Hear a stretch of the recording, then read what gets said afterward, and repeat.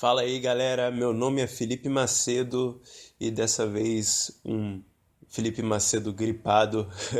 E estamos aqui mais uma vez com o CCD Podcast. E hoje vamos estar começando finalmente a nossa série, como eu prometi, sobre a história da igreja.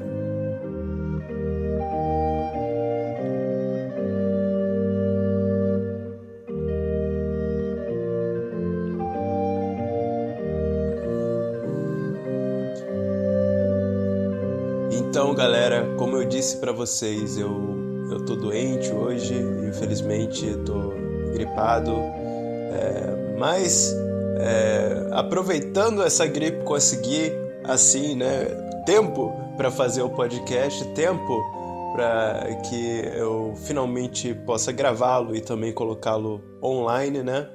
E muitas pessoas também vêm me perguntando sobre se eu faço o podcast no iTunes também, né? Tem outras pessoas que querem a versão só de áudio, MP3 e tudo mais. Galera, se eu tivesse tempo para isso, eu com certeza já teria feito faz tempo, tá? Porque na verdade já faz um tempinho que algumas pessoas vêm me perguntando sobre isso, mas eu simplesmente não tenho tempo e também eu não sei como fazer. Mas se alguém souber como fazer, por favor, venha falar comigo. Eu te dou a versão MP3 e do podcast. Vocês mesmos podem colocar no iTunes para as outras pessoas ouvirem. Eu estou disposto a fazer isso, mas eu simplesmente não tenho tempo agora de aprender e nem para fazer isso. Então, por isso, pelo menos agora, quem sabe futuramente eu não faço isso, mas agora, infelizmente, eu não tenho tempo para isso. Enfim, eu creio que essa será a série de vídeos mais longa do canal, pelo simples fato da história da igreja ter muito conteúdo e é muito grande, né? E eu gostaria de clarificar também que quando eu falo aqui sobre a história da igreja, eu estou me referindo aqui à história da igreja do século II até o século XIX. E alguns vão se perguntar, por que não o primeiro século da igreja? Bem, o melhor livro para se ler sobre o primeiro século da igreja, eu creio que seria o livro de Atos. Então eu não vejo necessidade de abordar o primeiro século da igreja, até porque isso iria requerer muito conhecimento bíblico, muita exegese, algo que eu mesmo não teria coragem de fazer aqui para vocês. Mas quem sabe um dia, quando eu tiver mais conhecimento, quando eu tiver mais piedade, eu possa fazer isso para vocês. E outras pessoas vão perguntar, mas por que até o século XIX, né? Ainda temos o século XX, o século XXI. E assim, primeiro que a série já é muito longa, né? Eu tô me vendo aqui fazendo essas séries por 2, 3 anos, no mínimo, porque assim é muito conteúdo. Então, se eu adicionasse mais 2 séculos, isso já iria aumentar muito mais o conteúdo, a quantidade de material e tal. Outra coisa é que eu não tenho muito conhecimento sobre o conteúdo para comentar depois do século XIX, né? Depois do finalzinho lá do século XVIII. Eu já não sei mais muito bem falar sobre o assunto. Aí as pessoas vão perguntar, né, de novo, poxa, mas você tem todo o conhecimento, então, de 17 séculos da história da igreja? Eu tenho que dizer que, sinceramente, não, eu não tenho.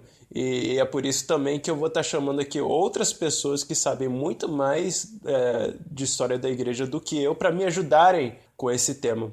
E antes de apresentar qualquer tipo de conteúdo histórico, o propósito desse vídeo aqui será de criar um pressuposto saudável para a gente analisar a história da igreja corretamente, tá ok? Por isso que não é a parte 1, né, mas é a parte 0 dessa série. É como se fosse uma introdução antes da gente analisar o conteúdo da história da igreja, antes da gente analisar o material, né? Se você não assistir esse vídeo, você poderá chegar a conclusões equivocadas, né, com os materiais que eu vou estar apresentando aqui ao longo dessa série. Vamos começar com uma pergunta que vai dar base para essa introdução e para os próximos vídeos dessa série, que será como a gente deve olhar para a história da igreja, né? Com qual pressuposto a gente deve fazer isso? Bem, a gente deve olhar para a história da igreja por meio daquilo que deu a existência à história da igreja, que é a palavra de Deus. Em Gênesis 1:1, a Bíblia já começa com esse princípio. A Bíblia diz em Gênesis 1:1, no princípio criou Deus. Por isso também somos pressuposicionalistas. Por isso que também começamos com Deus em todas as áreas da vida. E isso inclui a história da igreja. E a gente também deve fazer, para deixar mais claro aqui, a diferenciação entre a história em si como conteúdo e a história da igreja. São duas coisas diferentes. Apesar delas se envolverem muito uma com a outra. Enfim, devemos ter também como base, por causa da Bíblia, o 9º mandamento, que é para a gente não dar falso testemunhos, é contra a mentira. E devemos ser honestos, então, porque esse é um mandamento positivo. A gente deve ser honestos com aquilo que as pessoas durante a história da igreja escreveram, falaram e etc. Devemos entender que assim que a gente começa na história da igreja primitiva, que ali acabou de cessar a revelação divina canônica. Foi algo especial. Então, as pessoas estavam com fome e sede de aprender sobre o que tinha acabado de acontecer. E com base nisso, a gente consegue compreender que algumas pessoas daquele tempo cometeram equívocos. Até porque isso é normal de acontecer. Assim que a gente ganha algum tipo de conhecimento. A gente acaba abraçando muitas coisas sobre o conhecimento que a gente adquire, Eu vou dar um exemplo. Eu acredito que todos aqui, quando abraçaram o calvinismo, por exemplo, consequentemente abraçaram outras ideias não compatíveis com o calvinismo. Pois você está naquela parte nova do conhecimento, você está naquela paixão pelo que você acabou de aprender, E com isso você acaba levando outras coisas em consideração sem refletir muito sobre a sua decisão. Principalmente quando você vai do 0 ao 100, assim, de um dia para o outro, isso acontece. Vamos supor aqui que você é um arminiano de uma igreja neopentecostal, mas aí você conhece a fé reformada, do nada acontece uma grande mudança na sua vida e qualquer coisa que você consegue atribuir à sua vida antiga, você rejeita completamente. O que não é algo assim necessariamente errado, porém isso deve ser feito com cautela. Muitas vezes a gente erra nisso. Por exemplo, na sua vida antiga como arminiano, você provavelmente participava de grupo de orações, ou então você ouvia muito na sua igreja sobre grupo de orações na terça, na quinta, na sexta. Bem, talvez a maneira que essas pessoas oram nessas igrejas é errada, tá? Talvez as doutrinas por trás dessas orações são erradas, dessas pessoas. Mas isso não significa que os grupos de oração em si, ou então oração em si mesmo, é errado. Muito pelo contrário, porque a oração é uma das coisas mais importantes dentro do calvinismo. A gente tem muitos exemplos de homens na história da igreja, do calvinismo, que passavam 4, 5, 6, 7, 8 horas por dia orando, e muitas vezes até sem cessar. Mas por causa da nossa ignorância e por causa da nossa paixão fervorosa do início do conhecimento, a gente erra nisso. A gente acaba rejeitando aquilo que não deve ser rejeitado. Então, quando a gente estuda a história da igreja, a gente deve lembrar que esses homens, principalmente no início da igreja primitiva, também eram como nós. Eles também erravam no mesmo aspecto. E a gente pode dizer que o contrário é a verdade. Às vezes, a gente tem uma conversão tão fervorosa, porém, por causa da nossa ignorância, a gente não entende que alguns costumes antigos devem ser deixados de lado. A gente acaba cometendo o equívoco de acreditar que as doutrinas não afetam a nossa vida prática e que por isso continuamos fazendo as mesmas coisas antigas e ao mesmo tempo tendo uma perspectiva nova. Isso é uma inconsistência e isso muda com algumas pessoas com o tempo e outras pessoas demoram muito para mudar, né, por causa dessas perspectivas novas, e outras pessoas às vezes nem mudam, né, apesar de acreditarem em algo que vai contra a própria prática delas. Então, na história da igreja, a gente deve levar isso em consideração, né? A gente não deve só considerar as citações, os livros, as cartas que as pessoas escreviam naquele tempo, mas também as suas próprias inconsistências, as suas mudanças teológicas, as suas mudanças de comportamento na prática e etc. E se você não entendeu o que eu quis dizer, eu vou citar 2 exemplos de casos diferentes com personagens históricos diferentes aqui para vocês entenderem melhor isso que eu estou falando. Tá? Vamos começar então com o famoso Martinho Lutero. Tá? Esse todo mundo conhece, pelo menos aqui a maioria que está ouvindo o podcast deveria conhecer. Né? Todo mundo tem uma imagem dele como o cara que mudou a reforma protestante, mas ninguém lê o resto de suas obras. Para saber como que foi essa mudança de pensamento dele antes, durante e depois da reforma. O Lutero não simplesmente acordou um dia de manhã assim, e resolveu pregar suas teses lá na porta da igreja, né? Que, falando nisso, era algo completamente normal que acontecia naquela época. Muitos padres faziam o mesmo, né? Muitos padres iam pregar lá suas teses na porta da igreja. O pregar em si das teses dele na porta da igreja não foi algo necessariamente extraordinário, né, que aconteceu naquela época. E sim, o conteúdo que ele colocou nessas teses que ameaçava a igreja romana. Mas isso a gente irá cobrir quando a gente chegar no século XVI. Até lá tem muita água para rolar, então por enquanto eu vou deixando mais por aqui mesmo, sobre essa questão, né, das teses e tal. Mas Lutero, ele teve a sua visão mudada e com o tempo reformada também. Eu diria que ele foi melhorando até mesmo depois da Reforma Protestante. Todo mundo comenta em como ele foi grande por ter iniciado a primeira reforma e tal, e eu concordo em partes com isso, porque antes dele a gente teve grandes homens também, que a gente irá abordar nessa série de vídeos, mas ninguém comenta o fato que ele queria a lei de Deus sendo perpetuada no governo civil, por exemplo. Né? E a definição do governo civil dele era meio equivocada. Né? Porém, o querer da lei civil de Deus no magistrado civil é algo louvável também. Mas disso, é claro, que ninguém vai falar. Porque quando olhamos para a história da igreja, a gente percebe que muitos homens na história da igreja, eu diria que a maioria dos homens da história da igreja, que são os nossos professores de hoje em dia, criam num magistrado que ordenava as leis civis de Deus, né? E não leis aleatórias da imaginação do homem. Mas isso fica para um outro vídeo. Falando nisso, a gente já fez vídeos sobre esse assunto aqui. Eu vou deixar na descrição do vídeo, ou então é só você procurar por CCD Podcast Teonomia. Temos 4 partes aí que a gente fala um pouco sobre isso.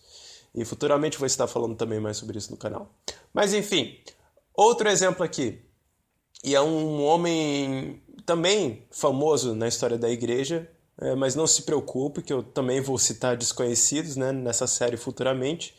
E esse homem seria Agostinho. Ele também foi um homem que teve algumas mudanças em sua teologia. Por exemplo, na área escatológica. Alguns dispensacionalistas clássicos vão dizer que Agostinho foi o berço para o dispensacionalismo, porque ele criava um dualismo grande entre o Israel e a igreja. Porém, na maioria das vezes, essas pessoas não contam toda a história. Agostinho, no seu livro Cidade de Deus, ele se corrige sobre essa ideia e fica com algo mais próximo da visão reformada sobre escatologia, que seria o amilenismo. E mesmo eu não sendo amilenista, eu considero que essa posição é mais coerente do que o dispensacionalismo clássico. Então, se você for dispensacionalista e querer citar Agostinho como exemplo de base para sua visão escatológica, conte a história inteira, e não só a parte da história que você gosta de contar. Mas isso vem também de um conhecimento não completo da história. Eu não estou afirmando aqui que eu conheço a história da igreja completamente, é claro que não. Eu estou aberto aqui para correções, tá? E eu vou sempre estar aberto para isso, porque é impossível da gente conhecer toda a história da igreja por completo, né? A gente não é onisciente. Então, o que a gente deve fazer é estudar mais e não só ficar com aquilo que convém à nossa posição. Outra coisa que a gente deve entender é que quanto mais longe caminhamos na história da igreja, mais significados, mais definições a gente vai ter da fé dessas pessoas. Por quê?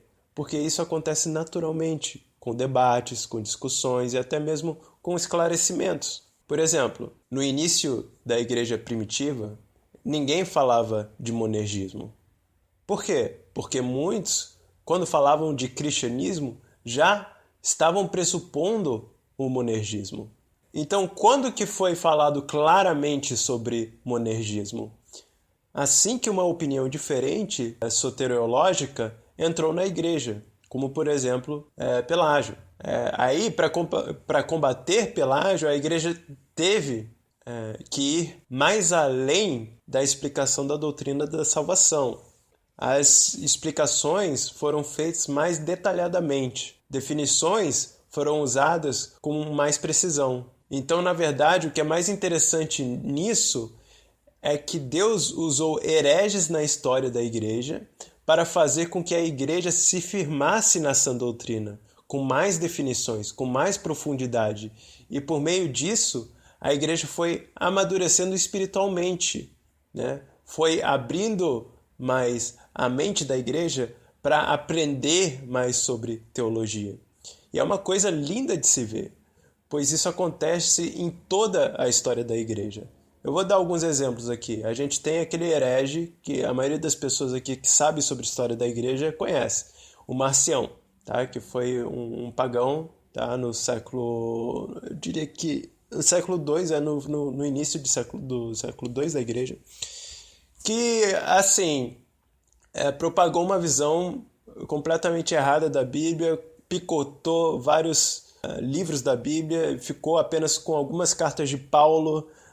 Eu creio que o Evangelho de Lucas também, ele falou que aquilo ali era inspirado. O resto a gente poderia esquecer porque aquilo ali não era de Deus, porque o Deus do Antigo Testamento era um Deus mau e tal. E é engraçado que de vez em quando, né, a gente ouve isso da boca de próprios irmãos dentro de algumas igrejas, infelizmente. E o que aconteceu quando ele disse isso? A igreja então teve que se firmar. Ela teve que dizer que não, a Bíblia contém 66 livros.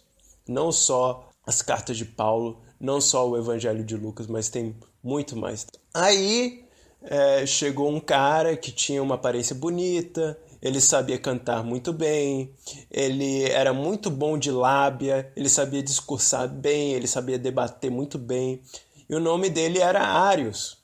Tá? E o Arius ficou conhecido por uma frase bem controversial no tempo dele. Ele disse uma vez que havia um tempo onde Jesus não era, ou seja, onde Jesus não existia. Ele acreditava que Jesus não é eterno. E por causa de Arius, a igreja foi firme novamente em afirmar que não só Cristo tem divindade, porque nisso Arius também acreditava, mas também a igreja afirmou a igualdade de Cristo para com Deus Pai e para com Deus Espírito Santo. Jesus compartilha eternamente e igualmente do mesmo ser com Deus Pai e com Deus Espírito Santo. E isso nos mostra mais uma vez uma coisa muito importante, que escatologia é algo importante. Mas, Felipe, o que tem uma coisa a ver com a outra? Escatologia, história da igreja. Bem, quando nós temos uma visão escatológica pessimista, a gente tem uma visão muito errada sobre os acontecimentos que colocaram a igreja sob pressão, sobre perseguição, sobre momentos tristes, né? Uma visão escatológica pessimista enxerga esses momentos apenas como fatos. né, que só servem para avisar que Cristo está chegando. E ele está muito perto de chegar porque muita coisa ruim está acontecendo ao mesmo tempo e tal. Mas apesar disso estar errado, porque se Jesus realmente fosse voltar em tribulação, em pré-tribulação, ele já teria voltado faz um tempo, pois já passamos por muitas coisas ruins na história da igreja. Mas o ponto que eu estou querendo fazer, na verdade, é que quando enxergamos a história da igreja com uma escatologia correta, a gente compreende que essas coisas são para a santificação da igreja. A gente percebe que toda vez que a igreja é perseguida, ela não só cresce em número, mas também em santificação. O calvinismo, por exemplo, começou a se espalhar pelo Brasil por causa dos falsos profetas, por causa da teologia da prosperidade, por causa do arminianismo e etc. Então eu creio que a questão da escatologia será tocada em alguns pontos durante essa série, por simplesmente fazer sentido com o que sempre aconteceu durante a história da igreja, que é a perseguição e o crescimento da igreja.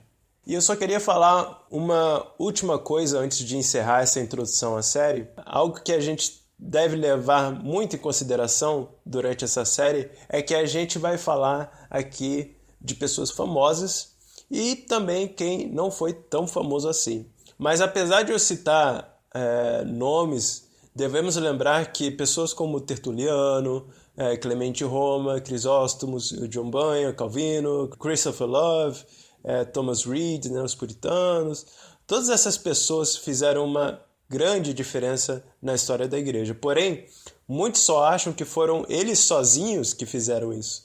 Primeiro a gente deve lembrar que, obviamente, né, isso foi o trabalho do Espírito Santo na igreja. Deus faz tudo com um propósito, que em primeiro lugar é para que o nome dele seja glorificado. Então, a história da igreja é para a glória de Deus, não importando os acontecimentos.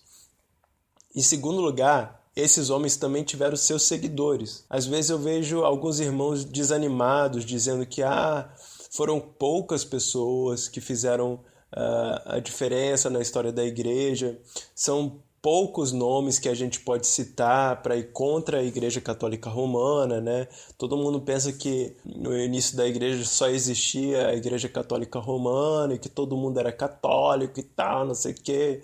Bem, primeiro, o desenvolvimento da Igreja Católica Romana demorou séculos para tomar forma. Se você levar em consideração o que eles acreditam hoje como dogma da igreja, ou seja, se você não acreditar nisso, você é anátema para eles.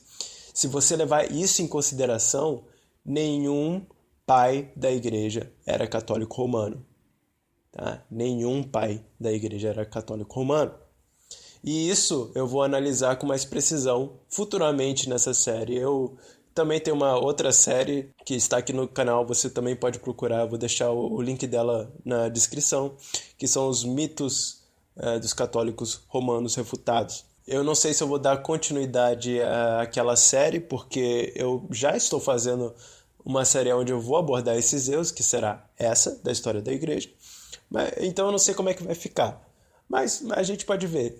Talvez eu dê continuidade só para abordar alguns mitos que eles jogam por aí, né, os católicos romanos, sobre a igreja protestante, sobre a história da igreja. Mas eu não sei como é que vai ficar. A gente vê. Em segundo lugar, a gente tem muitos nomes na história da igreja, né, que são conhecidos e outros não tão conhecidos assim. E é por isso que a gente deve estudar mais a história da igreja. E eu estou me incluindo nessa também, tá bom? Não estou só falando isso para vocês, eu também preciso estudar muito. Terceiro lugar, que não só temos os nomes desses grandes homens, mas também devemos reconhecer que esses homens tinham milhares e milhares de seguidores. Eles não estavam sozinhos no que eles acreditavam. Não é à toa que esses homens eram famosos, não só pelo nome deles, né, que eles eram famosos, mas também pela quantidade de seguidores que eles tiveram durante a história. Então, a gente não deve esquecer que muitas pessoas na história da igreja não tiveram seus nomes citados porque simplesmente eram pessoas leigas, como eu e como você, entendeu? Eu acredito que o meu nome vai ser esquecido assim que eu morrer, entendeu? As pessoas que vão lembrar disso vão ser a minha família, apenas. E depois vai ser esquecido com o tempo. E isso é uma coisa completamente normal. Então, só porque a gente tem alguns nomes para citar, não significa que existiram vários outros nomes que a gente também poderia citar, mas a gente simplesmente não tem as suas histórias documentadas. Muitas vezes a gente vê citações aleatórias em livros de puritanos, que diz assim, um homem falou X ou Y, é porque eles não conheciam esse homem, eles esqueciam dos nomes das pessoas. E hoje em dia a gente fala o seguinte, quando a gente esquece, um puritano, ou então um calvinista falou isso, ou um covenanter falou aquilo, um reconstrucionista falou isso.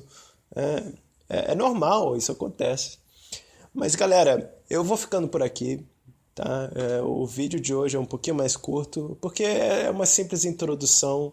Eu creio que é para deixar também as coisas mais fáceis para a pessoa que não tem saco de ouvir introduções. Mas eu não sei quando é que vai sair o primeiro vídeo, a parte 1, quando a gente começa do século 2. Tem muito material, tem muito assunto sobre os séculos, né? Não é só uma coisa. Tipo, quando a gente cita o século 3 ou 4, a gente não vai citar apenas o que essas pessoas acreditavam, mas também os acontecimentos daquele tempo. Por que a pessoa X falou Y? Né? Foi porque ele acreditava nisso, mas também porque isso estava acontecendo. Então é isso aí, galera. Eu agradeço muito o apoio de vocês. Eu tô tentando botar os vídeos pelo menos assim, uma vez por semana. Às vezes demora um pouco mais, mas eu tô tentando aí manter o canal vivo. Se vocês quiserem, por favor, divulguem, tá? É ótimo pro canal, porque mais pessoas, se Deus quiser, serão santificadas, serão edificadas. E fiquem à vontade também para dar um like aí, dar um joinha se você curtiu essas séries, porque aí eu vejo o quão grande é o número de pessoas interessadas nessa série que eu vou fazer, e também é bom por causa da divulgação do canal, tá bom, galera? Então é isso aí, fiquem com Deus e até a próxima.